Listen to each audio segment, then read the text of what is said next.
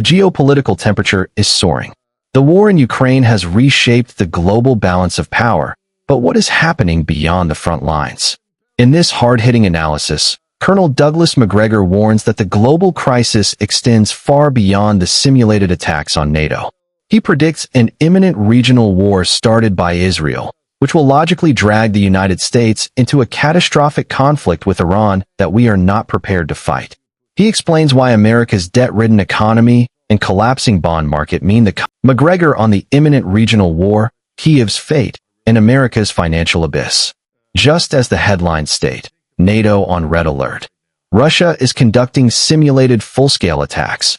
Might suggest a primary focus on the European front, but Colonel Douglas Macgregor's conversation with his host quickly shifts to a far more volatile convergence of crises. The looming conflagration in the Middle East, the inevitable collapse of the Kyiv regime, and the catastrophic financial vulnerability of the United States. In this highly charged analysis, Macgregor outlines a world where events are rapidly outpacing the ability of Western leaders to manage them, predicting a cascade of geopolitical and economic failures. Aid, and I say aid because the Israelis are going to be on the receiving end of serious Iranian attack. And when that attack begins, it's going to be very clear that without us, the Israelis are going to have a tough time surviving. That may seem strange to some people, but I don't think we've ever seen more than a fraction of the capability that Iran has in terms of long-range strike. So I think that's where we're headed. I don't know precisely how this will be triggered. There could be a false flag operation. Something could occur somewhere that is presented as a justification for an Israeli attack. In any case, I think they'll find a way to start it. And then all bets are off because we know the regional war that we all fear will then begin in earnest. And I don't know where that leads, except that Russia, China, and other states are not going to stand idle and just watch and observe. They'll be very concerned about the outcome. Macgregor asserts that a shooting war between Israel and Iran is not merely a possibility, but a likely event, predicting that Israel will initiate the attack, thus logically forcing the United States to intervene to protect its key ally. He warns that Iran possesses a long-range strike capability of a magnitude the world has not yet fully seen, setting the stage for a major regional war that would put all American allies and a sizable U.S. troop presence, estimated at 25,000 to 30,000 personnel, in grave peril. The conflict is seen as highly destabilizing for all regional alliances. U.S.-Russia confrontation. The outbreak of war is expected to bring Washington into a confrontation with Russia and China in critical naval zones like the Mediterranean, the Red Sea, and the Indian Ocean. The Turkey factor. Events in Syria, which Macgregor claims were orchestrated by the MI6, Mossad, and CIA, are heavily influenced by Turkey's President Erdogan. Macgregor anticipates that Turkey will not stand by and may eventually cast off the mask and march against the Israelis, a move he believes the Sunni powers in the region have been anticipating. Let's continue with the interview with. Well, we know something of Iran's long-range capability, but of course, in these circumstances, one would have to be concerned about their short and medium-range capability also, because any of the U.S. allies, and don't forget Donald Trump was just there, he left dripping in gold and diamonds, metaphorically and literally.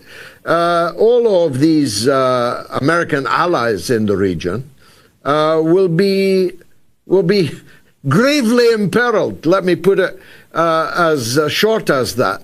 If a shooting war begins between Israel and Iran, and when America gets involved, as logically it would seem ineluctable, then all bets are off, as you put it. The oil and gas fields, the Straits of Hormuz, the whole region will be on fire. Well, it will certainly start in a way that looks contained. In other words, it will initially be Israel and Iran. But as you say, we have somewhere between 25 and 30,000 U.S. troops, that is soldiers, sailors, airmen, and Marines, who are within range of these weapons.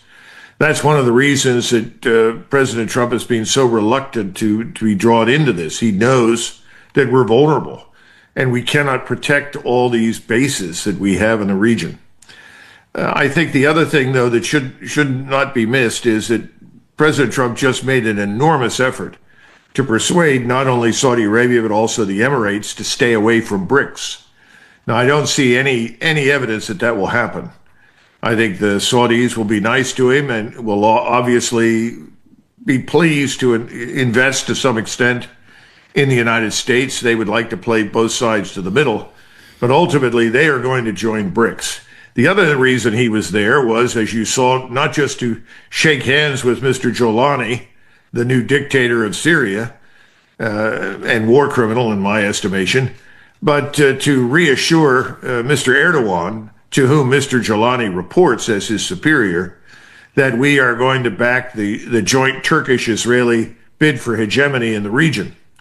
All of these things will fall apart once this war begins. The Turks will not stand by and watch a great deal happen before they finally decide to sort of cast off the mask and march against the Israelis. I think everybody in the region, the Sunnis in particular, have been waiting for that. I think that could happen.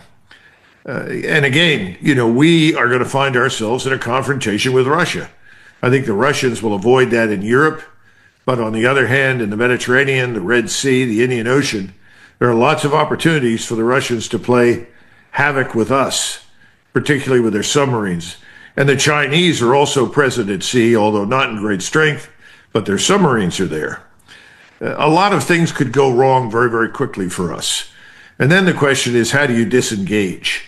And I'm sure that's on President Trump's mind because while we're talking, George, I know a lot of people aren't necessarily paying attention to this right now, but the Bank of Japan is virtually given up trying to sell any more of its debt. We have a lot of trouble right now dealing with our own bond market.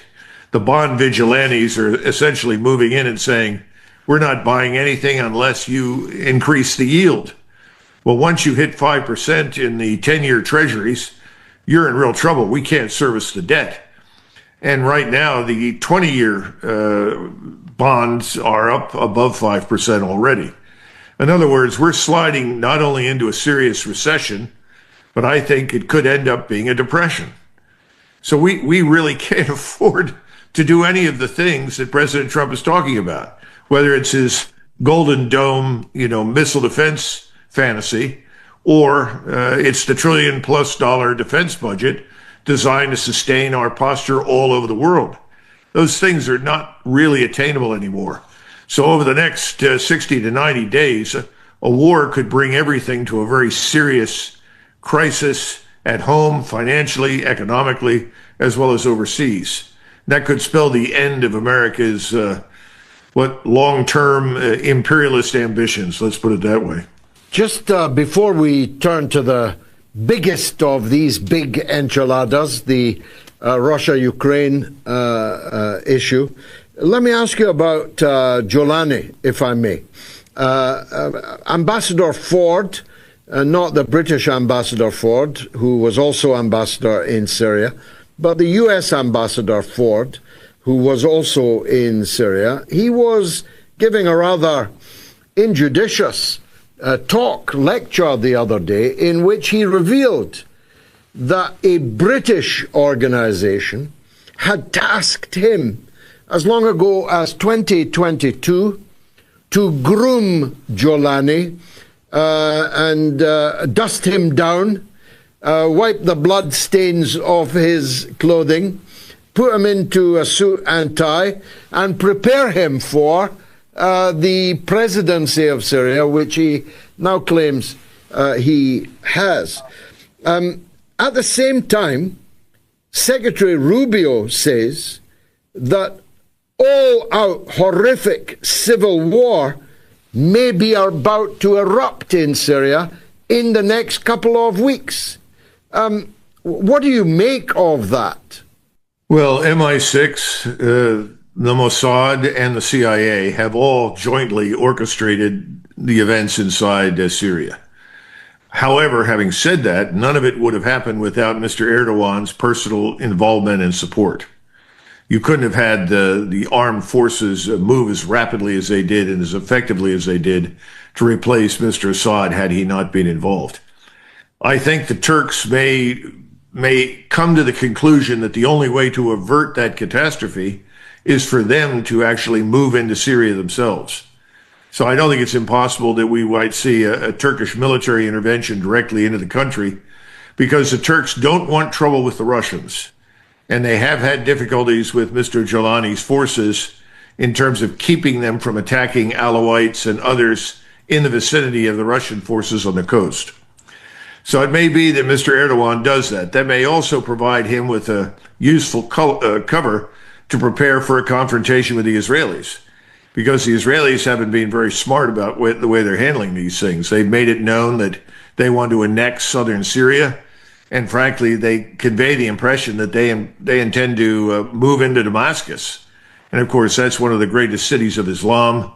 You know, you have the Ahmad Mosque there, which was built centuries ago. It's one of the first places that the Turkish intelligence chief went to pray when he visited Damascus. I imagine that Mr. Erdogan would want to do something similar. It's a messy situation, and under those circumstances, Mr. Erdogan may go in. Then Mr. Trump is in the unfortunate position of having to explain how his good friend, Mr. Erdogan, has taken steps that he did not clear first with Mr. Trump. But I don't think Mr. Trump is in charge, frankly, of what's happening there or in Ukraine. I think events are outpacing him.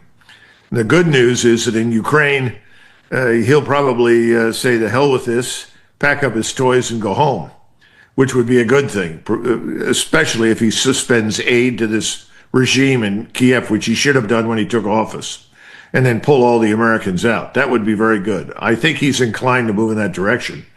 But the Middle East is a place where he just can't simply quickly disengage. So I think things are going to get worse before they get better in the Middle East.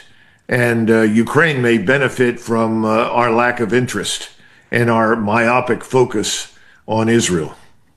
What did you make of the 2-hour telephone call, which seems a long telephone call? I think Mr. Putin is always polite and gentlemanly.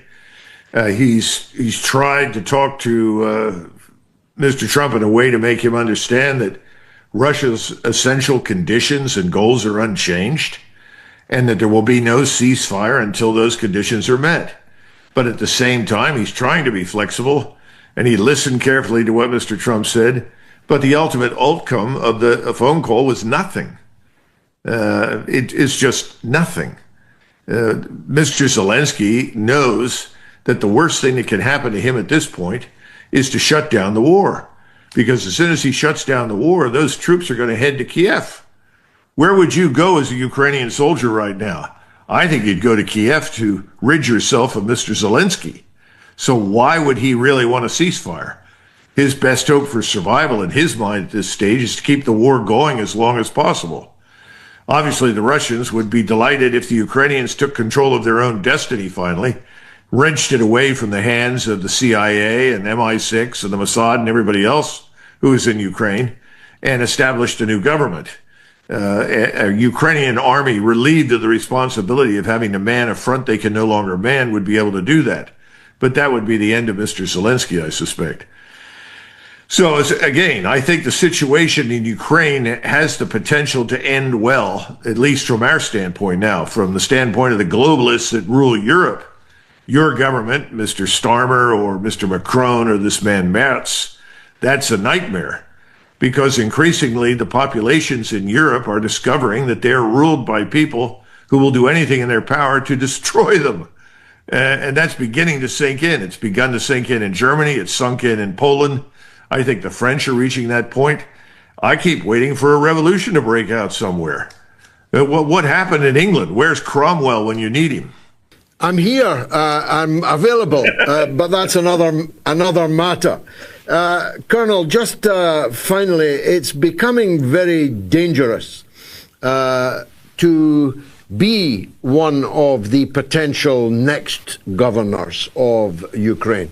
The assassination in broad daylight, mob-style assassination, complete with the final shot to the head while the man was lying on the ground at the American Language School. This is a former member of parliament, a former aide to Yanukovych, the former president, a man who might well have been in the running for office, but now he's dead.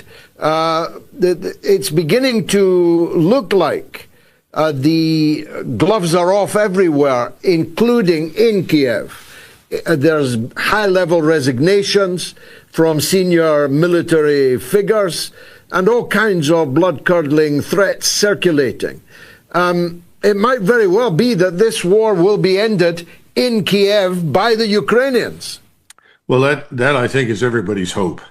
As bloody and ugly as it will undoubtedly be, I think most people are looking for a Mussolini-style solution to the government, similar to what happened in Italy. And the Russians, frankly, don't really want to go in there. They never have. This is the big lie, that Russia wants to conquer and rule Ukraine. Of course not. It was so disappointing to hear President Trump repeat this nonsense recently. And I don't know what happened to him, because he knew better just a few months ago. But I think that's coming. It needs to happen, George. It's best for that to occur and a new leadership to emerge on its own than it is for intervention by the Russians or us or anybody else. And to the extent that the Russian FSB can support it, I'm sure they're at it right now, because not much happens in Ukraine they don't know about. After all, they've lived together for centuries. But you're right. We're going to see more of that. And people are going to be aghast. But here's the last thing to remember. We're mightily responsible for this. My country is a co-belligerent. How could Donald Trump hope to mediate anything when we are allied with this regime? We've supported it. We armed it. We encouraged it. Now we know that American and British generals have had a hand in directing the catastrophe from Wiesbaden and other places in Central Europe. I mean, my God, how bad can it get? So the best thing we can do at this point, best thing that President Trump can do, is pull the plug on it and get out. I would hope the British would do something similar, but I don't see much evidence for that yet. Well, of course, we now know it was all being done by autopen, because Jake Tapper, who told us that such theses were Russian disinformation, has now written a book saying that Joe Biden simply was not mentally competent to be the president for a substantial part of his term and maybe all of his term. So who, as Donald Trump asked today, who was manning the autopen that created this monumental issue in the Ukraine? Well, there are a number of names that have been tossed out that are holdovers from the Obama administration, as you know, who are actually calling the shots, I suspect. People thought that President Obama was, I don't know. He undoubtedly had input. A number of people did. Because, as you say, when the man was elected, he was already unfit for office. You know, my concern at this point is that President Trump is also showing his age. I've begun wondering whether or not we don't need some sort of a new ruling that says you can't be over the age of 65 and be president of the United States. We've always worried about someone that might be too young. We've never feared what we see happening today with someone who might be too old. But I think Biden was always a useful instrument. He was a facade, and others were shaping policy. And certainly his Secretary of State, his National Security Advisor were key players in all of that, but they were receiving instructions and input from others. And it was so nice of Jake Tapper to now reveal these kinds of things when he knew from the very beginning this was the case. That's what's so frustrating. I mean, he's a co-conspirator in the big lie. The whole city is in need of an enema. I hate to be blunt, but it is just rotten to the core right now. It makes Versailles look competent and insightful in 1789. Colonel, thank you, and my apologies for Sunday night. We experienced some extraneous technical difficulties. The end game in Ukraine and the fate of Zelensky. Shifting focus to the war in Ukraine, Macgregor contends that a resolution is blocked not by Russia, but by the regime in Kyiv, stating that Ukrainian President Zelensky's best hope for survival is to keep the war going as long as possible. Fear of a coup. Macgregor argues that an immediate ceasefire would lead to battle-hardened Ukrainian troops heading to Kyiv to rid yourself of Mr. Zelensky, suggesting a regime change from within. A Mussolini-style solution. He hopes the conflict will conclude through a Mussolini-style solution, led by the Ukrainians themselves, which would be preferable to Russian or other external intervention. U.S. as co-belligerent.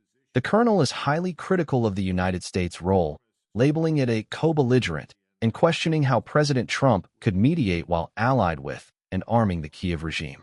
He strongly advises that the best course of action is for President Trump to pull the plug on it and get out. The looming American economic crisis. Perhaps the most startling element of the analysis is Macgregor's assertion that the U.S. is financially incapable of sustaining its current global posture or engaging in a new war. He details a dire economic forecast. Debt service crisis. The U.S. is struggling with its bond market, with Macgregor noting that 20-year bonds have already climbed above 5%, which makes servicing the national debt extremely difficult. Recession and depression warning. He warns that the country is sliding not only into a serious recession, but I think it could end up being a depression. The end of imperial ambitions. Macgregor concludes that any new war in the Middle East could bring a financial and economic crisis at home, which could spell the end of America's long-term imperialist ambitions. The crisis of leadership. Throughout the discussion, a strong theme of ineffective and unaccountable leadership emerges. Macgregor criticizes both the current and former administrations, suggesting that former President Biden was merely a useful instrument and a facade for others calling the shots. The ultimate conclusion of the analysis is that geopolitical and economic chaos is being allowed to flourish by a political elite in Washington that is rotten to the core. Thanks you for watching. We look forward to see you on the next one. Please don't forget to leave your thought on the comment section and like this video, and most importantly subscribe and put the notification bell on.